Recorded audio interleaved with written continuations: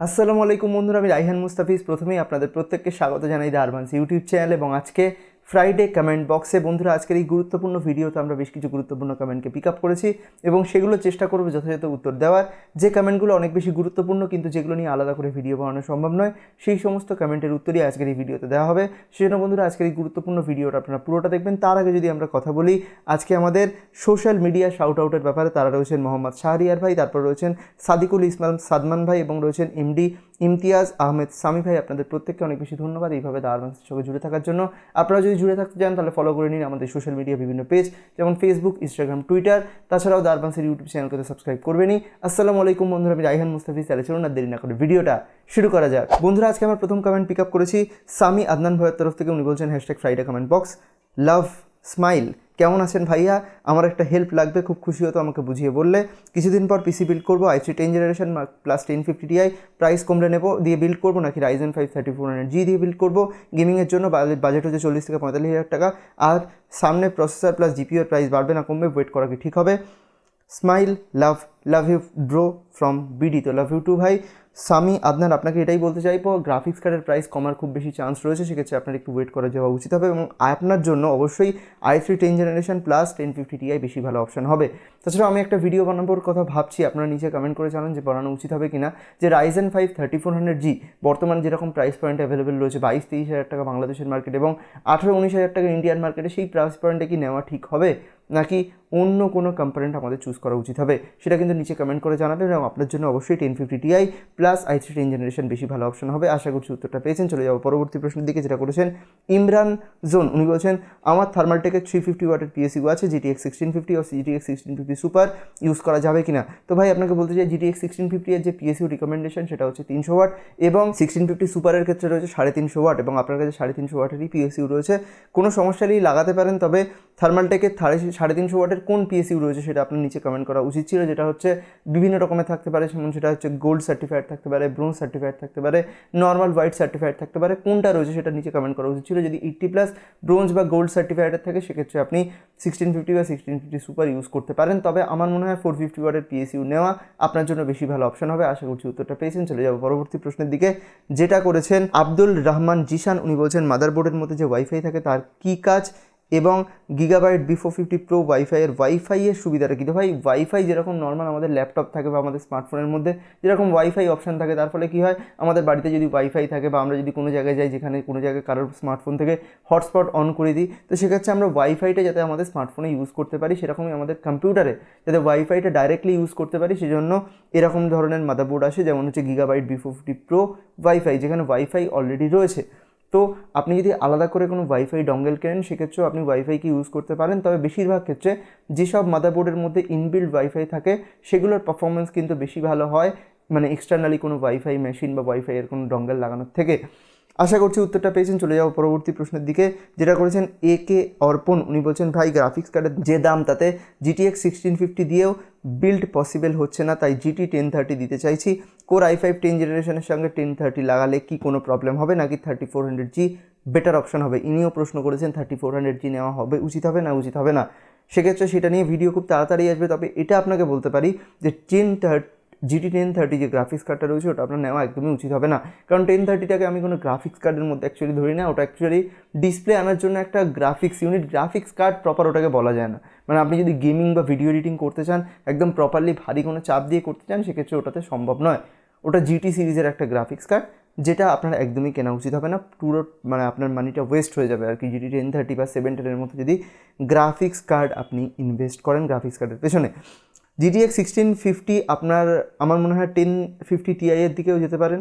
না হলে আপনি একটা কাজ করতে পারেন, আপনি সবচেয়ে ভালো যেটা হবে, আপনার i5 10 জেনারেশন নেওয়ার কোনো প্রয়োজন নেই, আপনি i3 10 জেনারেশন নিতে পারেন এবং তার সঙ্গে 1050 Ti বা RX 570 বা GTX 1650 এগুলো দিয়ে আপনি বিল্ড করতে পারেন, যেটা আপনার জন্য কিন্তু বেশি ভালো অপশান হবে। আশা করছি উত্তরটা পেয়েছেন।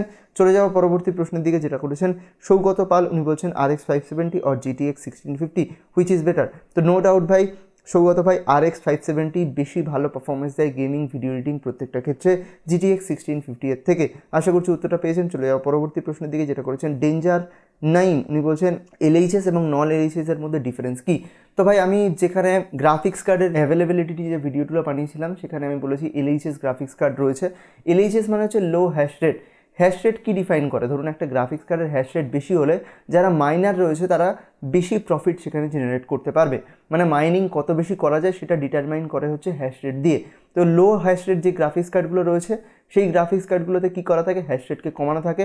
নর্মাল গেমিং বা ভিডিও এডিটিংয়ে কোনো সমস্যা হবে না, কিন্তু যদি মাইনিং করতে চান এই গ্রাফিক্স কার্ডগুলো দিয়ে প্রফিট খুবই কম থাকবে, মানে মাইনিং একদম ভালো রকম করা যাবে না এই গ্রাফিক্স কার্ডগুলো দিয়ে। কিন্তু যদি নন LHS গ্রাফিক্স কার্ড বা নর্মালি যে গ্রাফিক্স কার্ডগুলো পাওয়া যায় সেগুলো হচ্ছে নন LHS, মানে ওগুলো হ্যাশ রেট নর্মাল রয়েছে, ওগুলো কোনো লো হ্যাশ রেট বা এই জাতীয় কিছু করার নেই। এনভিডিয়ার যে 30 সিরিজের বিভিন্ন গ্রাফিক্স কার্ড যেমন 3060 Ti, 3070 এগুলোতে এইরকম LHS সিরিজের গ্রাফিক্স কার্ড হিসেবে বের করা হয়েছে। মানে নন LHSও আছে, LHSও আছে। আপনি যদি LHS নেন সেক্ষেত্রে প্রাইস পয়েন্ট কিছুটা কমে যায়, তবে সেক্ষেত্রে আপনি সেটাতে মাইনিং করতে পারবেন না। আশা করছি উত্তরটা পেয়েছেন। চলে যাওয়া পরবর্তী প্রশ্নের দিকে, যেটা করেছেন MCTLP। উনি বলছেন যে fun fact 4GB RAM gives better performance than a single 8GB RAM stick. অবশ্যই সেটা হবে MCTLP। আপনার নামটা নিচে যদি উল্লেখ করে দিতেন সেক্ষেত্রে ভালো হতো। এটা অবশ্যই একটা ফান ফ্যাক্ট এবং এটা একটা সত্যিই ফ্যাক্ট, কারণ মানে যে আমাদের যে প্রসেসর রয়েছে সেটা ডুয়েল চ্যানেল র্যামকে যদি সাপোর্ট করে, তার মানে তার দুটো মুখ রয়েছে। এবার ধরুন একটা প্রসেসর তার দুটো মুখ রয়েছে, ধরুন কোনো একটা জন্তু তার দুটো মুখ রয়েছে, সেখানে একটা দিয়ে আপনি যদি বেশি খাবার দেন বেশি তাড়াতাড়ি খাবে, নাকি দুটো মুখ দিয়ে যদি অল্প অল্প খাবার দেন সেটা তাড়াতাড়ি খাবে? অবশ্যই দুটো মুখ দিয়ে যদি অল্প অল্প খাবার দিই সেটা তাড়াতাড়ি খাবে। সেরকমভাবেই প্রসেসরের ক্ষেত্রে যেগুলো ডুয়েল চ্যানেল র্যামকে সাপোর্ট করে সেগুলোতে যদি আমরা দুটো চ্যানেল দিয়ে র্যামকে কানেক্ট করে দিই সেটা অবশ্যই বেশি ভালো পারফরমেন্স দেবে একটা সিঙ্গেল 8GB এর থেকে। আশা করছি উত্তরটা পেয়েছেন এবং আপনারা বুঝতে পেরেছেন কেন দুটো 4GB র্যাম বেশি ভালো পারফরমেন্স দেয় একটা সিঙ্গেল 8GB এর থেকে। চলে যাওয়া পরবর্তী প্রশ্নের দিকে, যেটা করেছেন সঞ্জয় চক্রবর্তী। উনি বলছেন ভাই ফুল HD মনিটরে কি 4K এডিটিং করা যাবে?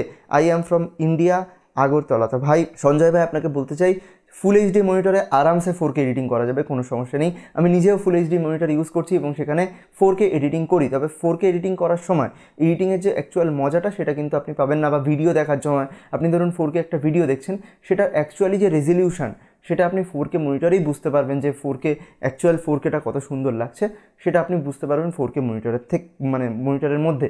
আপনি যদি নর্মাল ফুল HD মনিটরে মানে ভিডিও এডিট করেন 4K, কোনো সমস্যা কিন্তু হবে না। আশা করছি উত্তরটা পেয়েছেন। চলে যাব পরবর্তী প্রশ্নের দিকে, যেটা বলছেন রিফাত তানভীর রাফি। উনি বলছেন you are a great explainer man, I wish you were my mathematics teacher during my school days লল।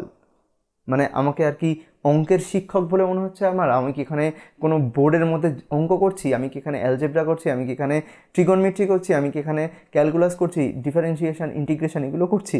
তবে যদি এক্সপ্লেন ভালো করতে পারি, আপনাদের যদি ভিডিওটা ভালো লাগে বন্ধুদের সঙ্গে প্লিজ ভিডিওগুলো শেয়ার করুন আর অ্যাডভান্সকে গ্রো করার ক্ষেত্রে সাহায্য করুন। সেক্ষেত্রে কী হবে, আরও ইন্টারেস্টিং ভিডিও আপনাদেরকে আরও ডেলিভার করতে পারবো, আরও যাতে প্র্যাকটিক্যালি জিনিসগুলো করে দেখাতে পারি। সেজন্য তো টাকা পয়সা দরকার, সেজন্য চ্যানেলের সাপোর্ট দরকার, যাতে ব্র্যান্ডরা সাপোর্ট করে, যাতে আমাদেরকে চ্যানেলে যাতে গ্রো করতে সুবিধা হয়। সেক্ষেত্রে আপনারা কী করবেন, ভিডিওটাকে একটু বন্ধুদের সাথে শেয়ার করবেন।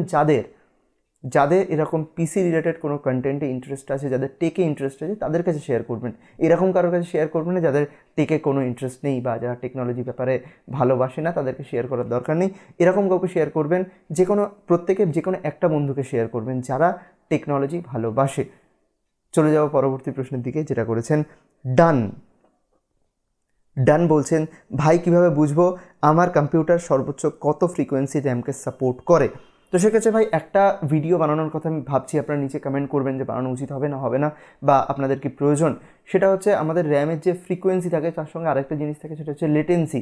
সেই লেটেন্সি কতটা ম্যাটার করে র্যামের ক্ষেত্রে এবং লেটেন্সির সঙ্গে ফ্রিকোয়েন্সি রিলেশন কি, এই নিয়ে একটা ভিডিও বানানোর কথা ভাবছি। আপনারা নিচে কমেন্ট করে জানাবেন। এবং র্যামের সর্বোচ্চ কত ফ্রিকোয়েন্সি আপনার কম্পিউটার সাপোর্ট করে সেটা বের করা খুবই সহজ। আপনি জাস্ট আপনার যে প্রসেসর রয়েছে সেটার নাম গুগলে টাইপ করুন এবং ধরুন আপনার কাছে রয়েছে i3 9100F। তো i3 9100F বলে সার্চ করুন, সেখানে ইন্টেলের যে ওয়েবসাইট রয়েছে সেখানে যান, সেখানে দেখবেন র্যাম সাপোর্ট দিয়ে দেবে কত মেগাহার্জ, 2400 মেগাহার্জ, 2666 মেগাহার্জ নাকি 3200 মেগাহার্জ, সব ওখানে ডিটেল দেওয়া থাকবে। বা আপনি এটাও সার্চ করতে পারেন যে i3-9100F র্যাম সাপোর্ট, এটাও দিতে পারেন।